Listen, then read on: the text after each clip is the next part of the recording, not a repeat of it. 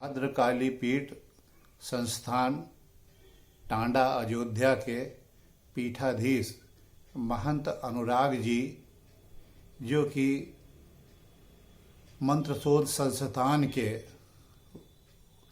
Global प्रशासक हैं, उनके पास कुछ श्रोतागणों के बहुत ही अच्छे सवाल आए और उस सवालों के ऊपर ज्ञानवर्धन के लिए आज हमारे पास ग्लोबल गुरु ऑर्गेनाइजेशन से श्री राम श्रृंगार मिश्रा जी उपस्थित हैं। और राम श्रृंगार मिश्रा जी प्रसिद्ध फिल्म डायरेक्टर भी रहे और अब रिटायरमेंट लेकर के इन्होंने माया प्रेस में काफ़ी दिन तक एडिटिंग भी की है और अब घर में स्वाध्याय करते हैं और ग्लोबल गुरु ऑर्गेनाइजेशन से आप जुड़े हुए हैं, जो कि जियो की संस्था है। तो आज ये बात आपके सामने हम लोग रख रहे हैं कि मंत्र, जो एक सवाल मुख्य आया कि ये जो मंत्र है ये जिस काल में बनाया गया था और वर्तमान काल में इसकी कैसी उपयोगिता है और क्या इसमें है जो हमें इसके करने से मिलेगा। तो विषय ये है, इसके विषय में ये कहना है कि जिस कालखंड में ये बने थे उस कालखंड में मंत्रों को बहुत सारी चीज़ों के लिए जाप किया जाता था। उन मंत्रों से बहुत सारे यंत्र बन चुके, उन मंत्रों के प्रयोग से। ठीक वैसे ही जैसे आइंस्टीन जी ने एक मंत्र दिया ग्रेविटेशनल फोर्स का कि कोई चीज़ ऊपर से क्यों गिरती है, ऊपर ही क्यों नहीं चली जाती, उसके बनाने से बहुत सारे मंत्र उन्होंने दिए, उससे बहुत सारे यंत्र बन गए। अब उसके जब मंत्र यंत्र में बदल गए तो उनकी अब उपयोगिता पुनः उन मंत्रों की आपके लिए कम हो गई। मंत्र शरीर का यंत्र है, इसको हमेशा ध्यान में रखना चाहिए। और उन मंत्रों को आपका शरीर धारण करता है, वो एक सूक्ष्म शरीर होता है और शरीर को आप दो भागों में स्पष्ट तौर पे समझ सकते हैं।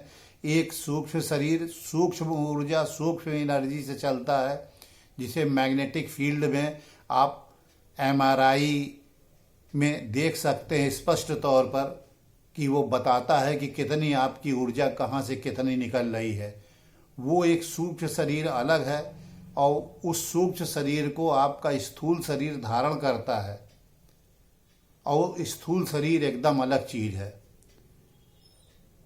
धीरे धीरे सूक्ष्म शरीर जो आपके अंदर आ गया, रहने लगा, वो उससे इतना एडजस्ट कर लिया कि आप ये भूल ही गए कि वो कोई और है जो आपके अंदर आके रह रहा है।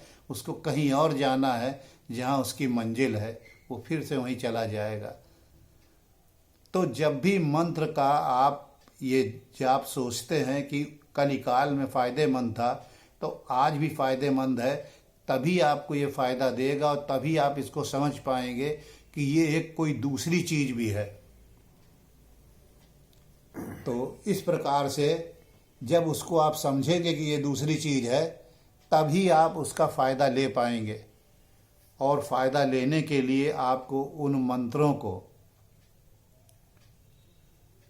सूक्ष्म तरीके से कैसे प्रयोग कर पाएगा मन आपका, ये आपको समझाना पड़ेगा। मन अपने यान में बैठ सकता है, वो यान है मंत्र। शरीर के ऊपर वो बैठ सकता है मन, और उससे वो काम ले सकता है। शरीर की क्षमता है कहीं भी आने जाने की, लेकिन मन की क्षमता अनंत तक जाने की है। मंत्र उसके लिए प्रोत्साहन दे सकता है आपको। अगर आप पुरातन काल में देख लें तो बहुत सारे उस समय के मांत्रिक वैज्ञानिकों ने पूरे ब्रह्मांड की परिक्रमा करके ऐसी ऐसी धारणाएं और विवेचनाएं दी कि जो कि आजकल के जो वैज्ञानिक हैं अपने यंत्रों से जब उन्होंने उसको देखा और नापा, तब उन्होंने उसको लगभग सही पाया। चाहे वो पृथ्वी की गोलाई हो, चाहे पूरब से पश्चिम चलना हो, और चाहे बड़े बड़े ग्रहों की गति हो, तो वो सब भी उन्हीं मंत्रों के द्वारा साध के मन को ले जाके उन्होंने किया। और यदि आज के कालखंड में आप चाहते हैं कि आप भी कुछ ऐसा कर्म करें या कुछ ऐसी क्रिया करें जो कि आपके बियॉन्ड शरीर के बाहर की हो, तो आपको मन के यंत्र पे मन को बैठा करके आपको उसकी यात्रा करानी पड़ेगी। बहुत आसानी से आप समझ सकते हैं, एक यंत्र के द्वारा हमारे फोटोन आप तक पहुंच रहे हैं, हमारी आवाज़ आप तक पहुंच रही है। अगर आप स्वयं इसमें घुस करके वहां तक पहुंचना चाहो मैं, तो कितना बड़ा चीज़ें पैदा करनी पड़ेंगी हमको। तो क्या ज़रूरत है ऐसे साधनों को करने के लिए जिनके के लिए छोटे साधन उपलब्ध हों। तो मंत्र वही काम करते हैं आपके लिए जो यंत्र काम करता है भौतिक शरीर के लिए।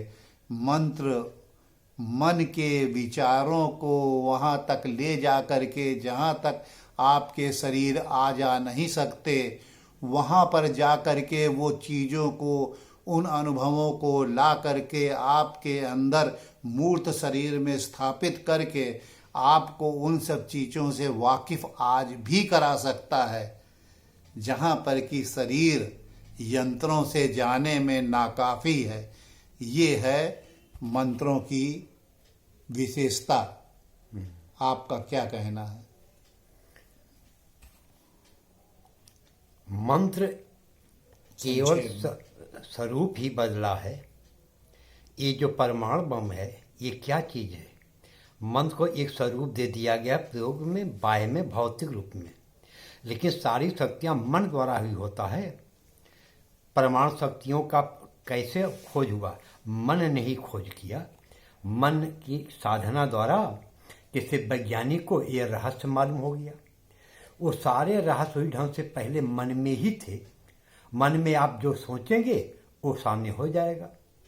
अभी भारतीय अध्यात्म में जब देखेंगे, एक राक्षस ने ब्रह्म का या शंकर का भयंकर तपस्या किया, दिन रात घनघोर, और उससे प्रसन्न होकर उस देवता ने कहा जो चाहो तुम मांग लो, या उसको ऐसा कोई हथियार दे दिया। हाँ, ठीक है, हथियार दे दिया कि जाओ ये तुमको मैं दे रहा हूँ।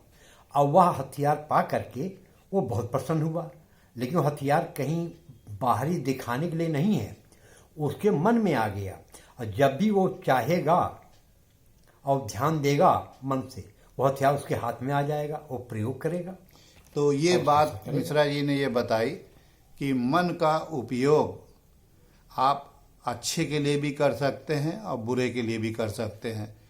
ठीक वैसे ही है कि जब तक आपका शरीर बहुत सारी चीज़ों से और विकारों से मुक्त नहीं होगा, और गलती से भी कभी कभी ऐसा भी होता है कि मंत्र सिद्ध हो जाते हैं अचानक किसी के कम मेहनत से भी, तो उस समय क्या परेशानी आती है ये आपको हम मूर्त रूप से दिखाते हैं। ये मान लीजिए आपका शरीर है और ये देखिए इसमें कितने सारे विचार और कितनी सारी चीज़ें भरी हुई हैं। अब आपको मंत्र सिद्ध हो गया, ठीक, और गलती से भी आपका ये चाकू निकल आया, तो आप क्या करेंगे? दुनिया को सोचेंगे कि इससे काट करके दुनिया को हम अपने बस में कर लें पूरा पूरा। और अगर ये कंघा निकल आया तो आप क्या करेंगे? अपने श्रृंगार में लग जाएंगे। और अगर ये परिचय पत्र निकल आया तो आप क्या करेंगे? पूरे दुनिया को आप ये बताने में लग जाएंगे कि हम बड़े भारी मांत्रिक हैं और हमने सिद्ध कर लिया। अब इसको अगर आप खाली कर देंगे पात्र को और उसके अंदर कोई भी चीज़ ऐसी रखेंगे जिसको विकसित करना है, तो सिर्फ वही चीज़ विकसित होगी। और क्या वो अच्छा है क्या बुरा है ये तय करना आपका विषय है। इस पे आजमा के देखिए, करके देखिए।